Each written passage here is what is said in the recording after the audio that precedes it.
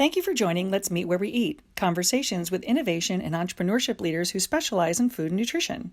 Our series is presented by Nourish Cafe and the Food and Nutrition Innovation Institute at the Tufts Friedman School for Nutrition Science and Policy. Enjoy.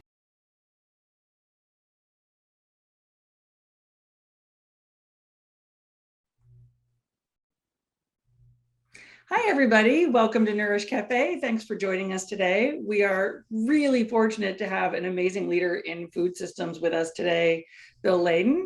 He is not only an incredible leader, but he's also an ardent supporter of the Friedman School. He's one of our entrepreneur advisors and has just been a great supporter of everything we do here at Friedman for quite a while, Bill, right?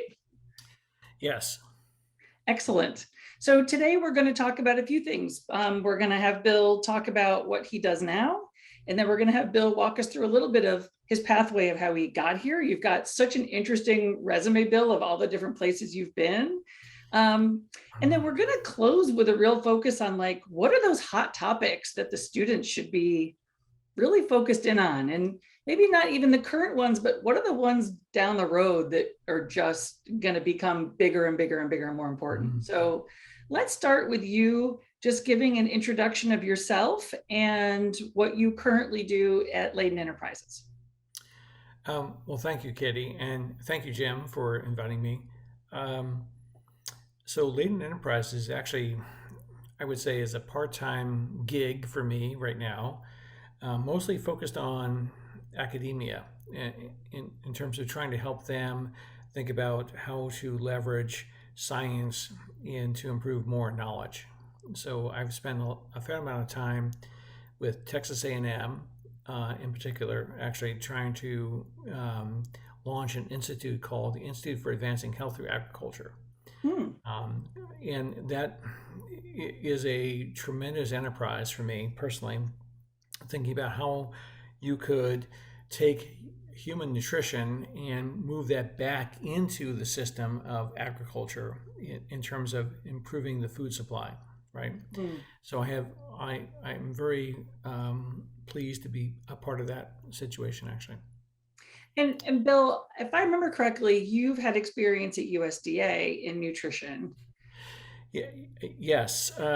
So in my formative career, I was a congressional investigator. I worked for the General Accounting Office, now the General Accountability Office, and then worked on the Hill for the House of Representatives in what was called then at that time the House Committee on Government Operations. And my jurisdiction at that time was focused on the Food and Drug Administration and USDA. And so all you students are too young to remember this, but the E. coli 015787 Jack in the Box incident, I was the congressional investigator that did those investigations, actually. And I remember that led actually to supporting Mike Taylor, who was at USDA at the time, for declaring 0157H7 as an adulterant in raw meat. First time in the history of the United States that would happen, actually. And then I moved from the House actually to work for USDA at the Center for Nutrition Policy and Promotion under Dr. Eileen Kennedy, who was affiliated with Tufts, right? And excellent. Dr. Kennedy, and I'll tell you, just this is a true story. I was unemployed. We had our first house, we had our first baby, and I had received several offers to go to do different things, actually. And I got a call from Carol Tucker Foreman, and she says, you want to take the next call from me from Dr. Eileen Kennedy. I said, I don't know Dr. Kennedy. And she goes, well, do you know the WIC program? I go, of course I know the WIC program. And she goes, well, you want to take that call.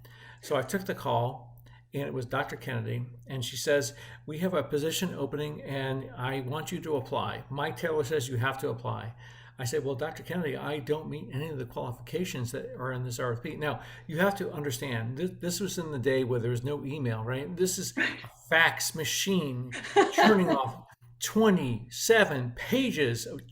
Oh my God. There's no LinkedIn background. There's no, nothing at all. So I look at all this pages flying out, and I look at the bottom, and it's calling for a PhD RD. And I go, so I call Dr. Kennedy, and I go, I'm sorry. You have to understand, I am not a PhD. I'm not an RD. And she goes, no, I want you to come in tomorrow morning. And I don't know if you know Dr. Kennedy. She's at the Freedman School. Yes, her And office is right next door to mine. and she is a feisty individual, right? Yeah, And that's to put it mildly. Yes. yes. So I, of course, I need a job, right? I got a mortgage, I got a young kid, right? And so I go into the office, and truly, she closes her door and sits down. And she goes, Mr. Layden, sit down. She goes, I read what you submitted, and I like it. And I go, well, thanks, Dr. Kennedy. And she goes, here's the deal. I am the nutritionist. You are not. I got that. But you worked on the Hill, and I need help on the Hill.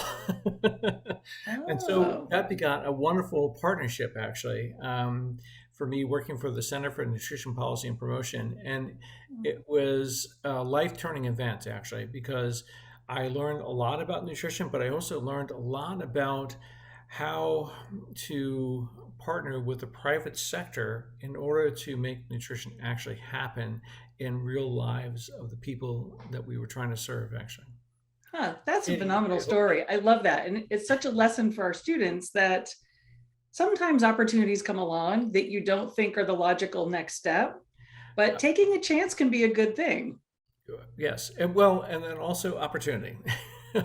because it was a tremendous opportunity. Yeah, that's a really great story. I love that. So I would love for you to illuminate for us a little bit. And obviously, you could write a book on this, but at the Institute, we work with private industry, as you know. We have Mhm. 90 members of our council from private industry and nonprofit, and working with them to try and improve the food system. What are, when we think about that, we think about the levers and pulleys, and sometimes it just feels so complicated. What are some of the big ones that our students should understand about private industry? I think our students come in not knowing private industry well. I Right. think they may come from a public policy background or nutrition background. What do we need to know about the opportunity in private industry? Well, that's a great question. Actually, for 17 years, actually, I was very fortunate. Jim Tillotson taught a course on health claims, and that evolved over a period of time. I think Dr. Richard Black is now teaching that course, right? And so Yeah. I was very fortunate to be a lecturer during most of those courses. My point of view on those was you actually have more of an opportunity to actually impact public health through the private sector than you can through the private. I'm sorry, you can have more of an impact in impacting public health through the private sector than you can through public health. And Wow. the reason for that is because the private sector is the one who is selling goods and beverages to people around the world. And if you can have any sort of an influence in terms of the composition of those foods and beverages, you can impact millions of people more than anything else you can do in the public sector. And Mm. so, even if you have just a small opportunity, and I will give you a couple of examples. Yeah, please do. Yeah. In my life, I was very fortunate out of a matter of circumstance, quite frankly, to be able to help the Almond Board of California, help them to think about how to leverage nutrition, health, and wellness in order to increase the consumption of tree nuts in the United States, right?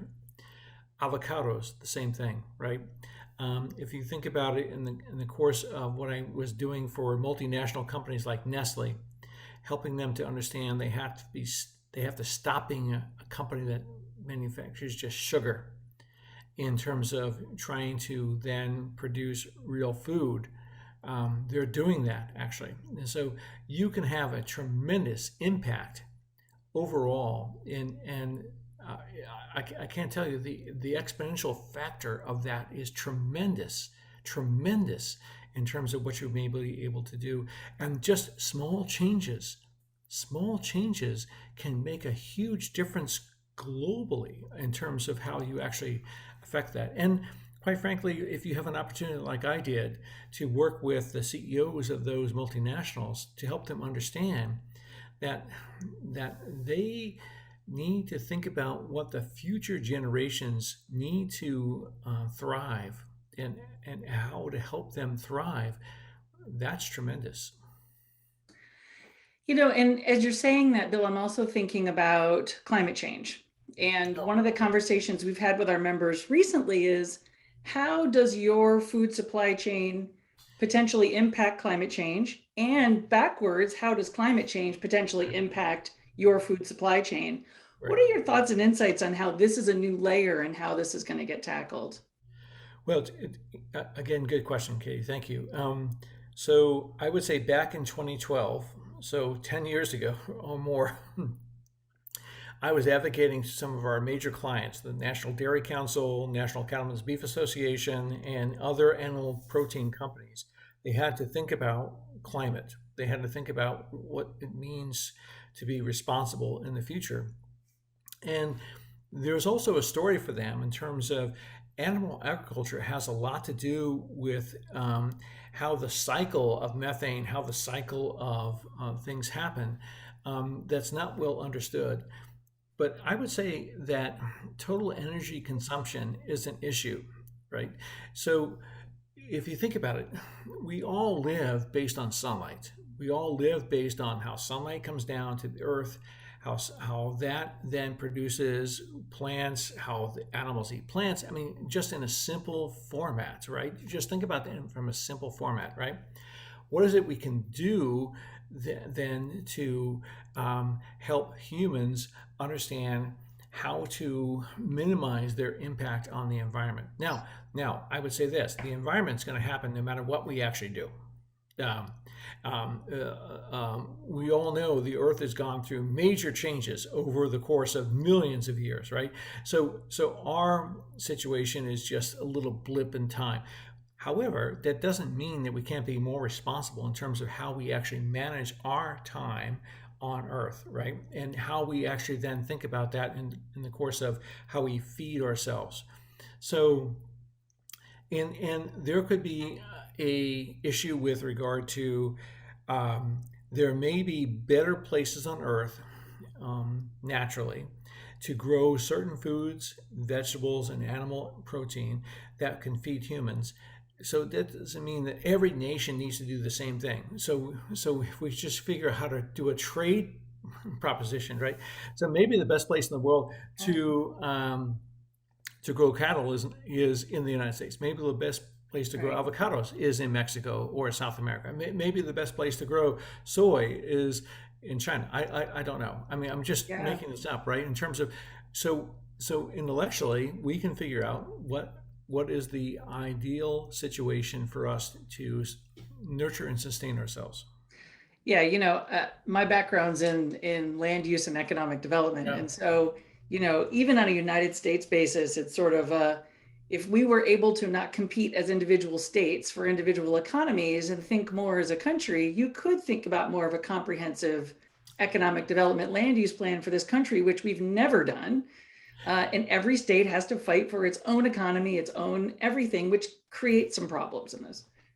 Yeah, but think about this though. If we could actually have some architecture to think about this on a global Yes. basis, Yeah. how more efficient could we be actually? Right. Now, I understand perfectly well it may not measure up with the economic piece, but from a sustainability purpose, yeah, Yeah, I think that's where data and artificial intelligence and satellite imaging and a whole lot of interesting tools are going to come in. They're going to make it easier to make those right, arguments, Bill, yeah, completely. I think it's really interesting.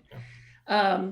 So as we're thinking about big issues, and we were just talking about a bunch of big issues, you started talking about backing in the food supply chain with nutrition sort of being Mhm. the first primary, filter.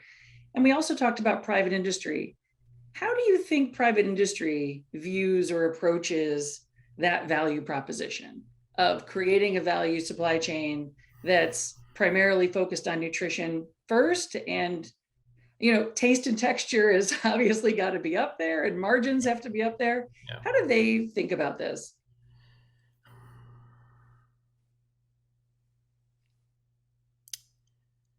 I'm thinking how the best way to respond.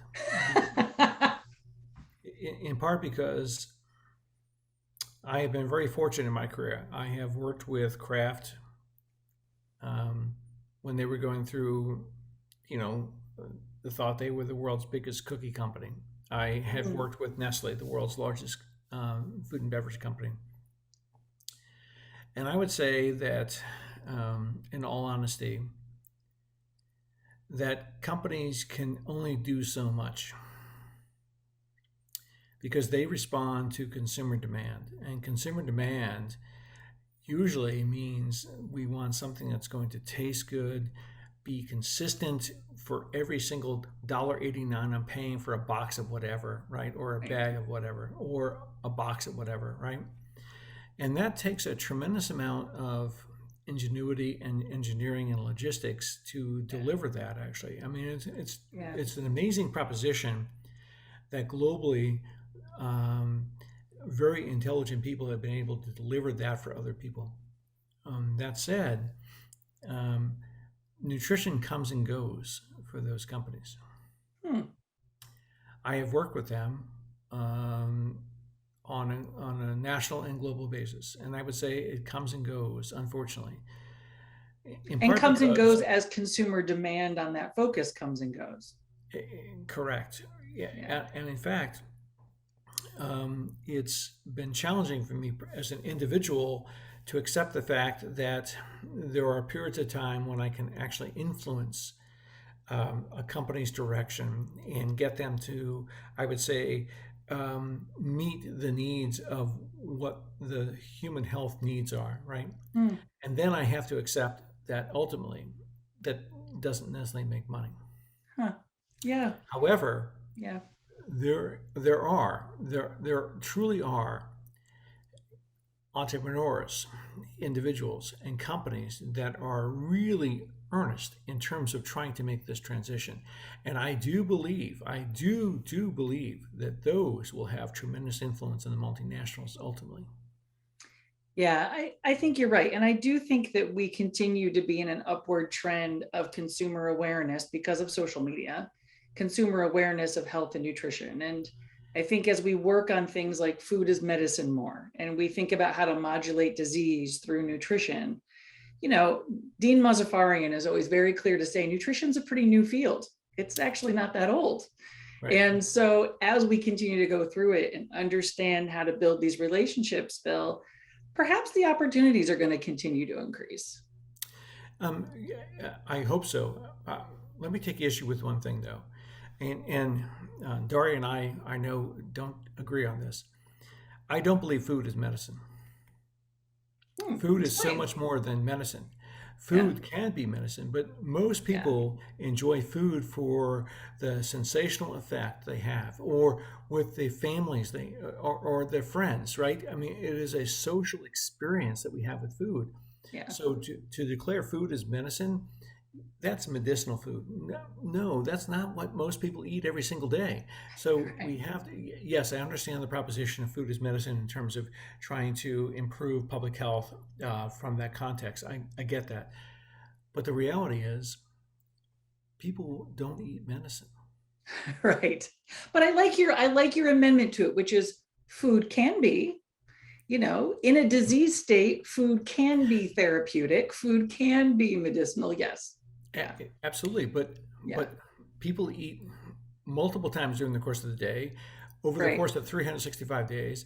They're not thinking about its food as medicine. They're thinking Right. about what is the sensory experience I can have, what is the enjoyment I can have, who are the people I'm eating with, right? And so we have to Yeah. think about food in the context. Yes, food can be medicinal, right? Food Yes. can help us.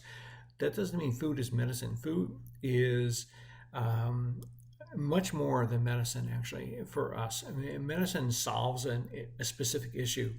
Food actually embellishes us emotionally, physically, spiritually, actually. Yeah. You're not If you alone think in that about, if you view. think about, I will tell you, when I'm feeling depressed, my food is medicine for me as a Hostess pink snowball, by the way.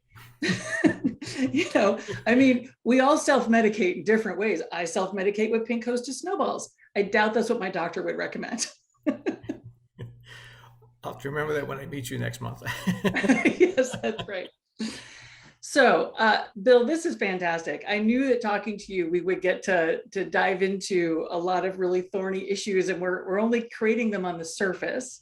But as a top view, what I think it's so brilliant about these few minutes we spent together is it shows our students that this is complicated.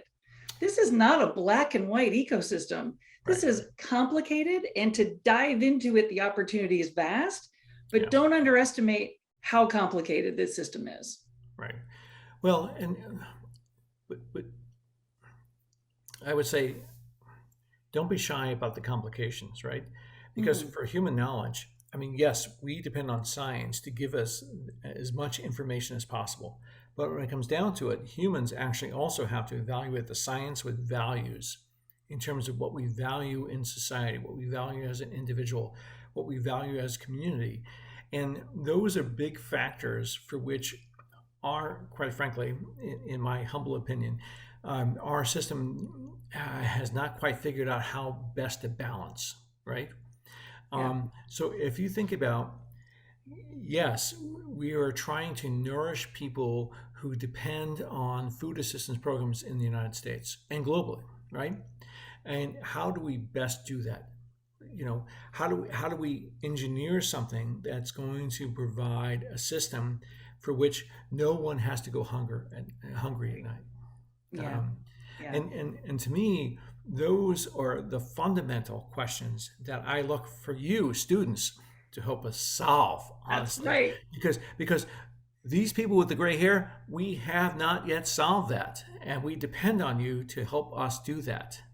That's right. And that's a great note to end on. Bill, thank you so much for being with us. Stick around. We're going to have a Q&A with the students after this.